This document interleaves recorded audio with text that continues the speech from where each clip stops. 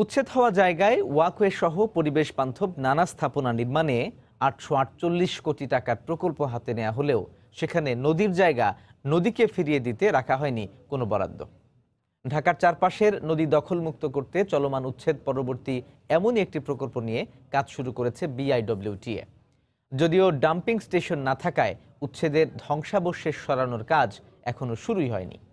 বিশেষজ্ঞরা বলছেন, নদী প্রশস্ত না করে এসব করলে তা হবে সরকারিভাবে নদী দখলের শামিল। মাহমুদ রাকিবের রিপোর্ট। বুড়িগঙ্গা পাড়ের কামরাঙ্গীরচর খোলামোড়া মোড়ে ১ মাস আগে উচ্ছেদ অভিযান চালালেও এখনও ভবনগুলোর ধ্বংসাবশেষ নদীর জায়গাতেই পড়ে আছে। দু এক জায়গায় ভবন মালিকরা নিজ উদ্যোগে ঢিমে তালে ভাঙাচোরা অংশ সরিয়ে নেয়ার কাজ করছেন। ঢাকার চারপাশের নদী দখলমুক্ত করতে চলমান উচ্ছেদ অভিযানের নেতৃত্ব দেওয়া কর্মকর্তা বলছেন, দখল হওয়া জায়গা দ্রুত খনন করে নদীকে পূর্বের অবস্থায় ফিরিয়ে নেয়াই তাদের মূল উদ্দেশ্য। নদীর ঘাট কিন্তু অংশটা আমরা এক্সকাভেশন করে ড্রেজিং করে নদীর জায়গা নদীকে ফিরিয়ে দেওয়া, তা না হলে তো নদী প্রশস্ত হবে না। উচ্ছেদ অভিযান শেষে নদীর জায়গা নদীকে ফিরিয়ে দেওয়ার জন্য ইতিমধ্যেই একনেকে প্রায় 850 কোটি টাকার একটি প্রকল্প পাশ করা হয়েছে। তবে অবাক হলেও সেই প্রকল্পের আওতায় নদীর তীরে ওয়াকওয়ে, একাধিক জেটি ও ইকো পার্ক নির্মাণের জন্য কোটি কোটি টাকা বরাদ্দ রাখা হলেও টেকসইভাবে নদীর জায়গা দখলমুক্ত করতে খনন ও ড্রেজিংয়ের জন্য 1টি টাকাও বরাদ্দ রাখা হয়নি।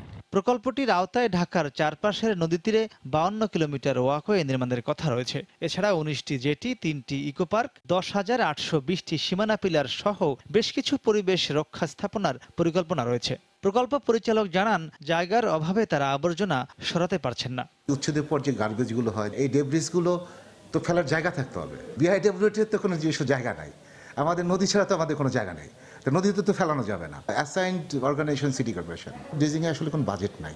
আমরা শুধু এই প্রকল্পতে 6টা এক্সকাভেটর ধরা আছে। নদীর পাড় দিয়ে যদি ওয়াকওয়ে হয়ে যায় এবং এই ওয়াকওয়েটা হবে আপনার ঠিক সীমানা পিলার বরাবর, অর্থাৎ এটা একটা স্থায়ী সমাধান। খননের কোনো বরাদ্দ না থাকায় পরিবেশবিদরা প্রকল্পের সাফল্য নিয়েই শঙ্কা প্রকাশ করছেন। বুড়িগঙ্গা নিয়ে কিন্তু এটি প্রথম প্রকল্প না, এর আগেও 2টি প্রকল্প হয়েছিল, 2টি মুখ থুবড়ে পড়েছে। এমন কাজ করতে হবে যাতে করে নদীতে প্রাণ ফেরত আসে। নদীর পাড়ে কয়টা পার্ক ওটা গুনবার আমার ইচ্ছা নেই। যদি নদীর যেটুকুন প্রশস্ততা ছিল সেইটুকুন খনন করা না হয়, তাহলে তো নদীতে যতটুকুন পানি বা পানির প্রবাহ থাকার কথা ওই উদ্দেশ্য সাধিত হবে না। তা নয়তো আমরা ধরে নেব যে নদীর পানির কিছুটা জায়গায় প্রকল্পের মাধ্যমেও কিন্তু একটা দখলে নিয়ে নেওয়া হচ্ছে। প্রকল্পটির মেয়াদ শেষ হবে 2022 সালের জুনে। মাহমুদ রাকিব, সময় সংবাদ, ঢাকা।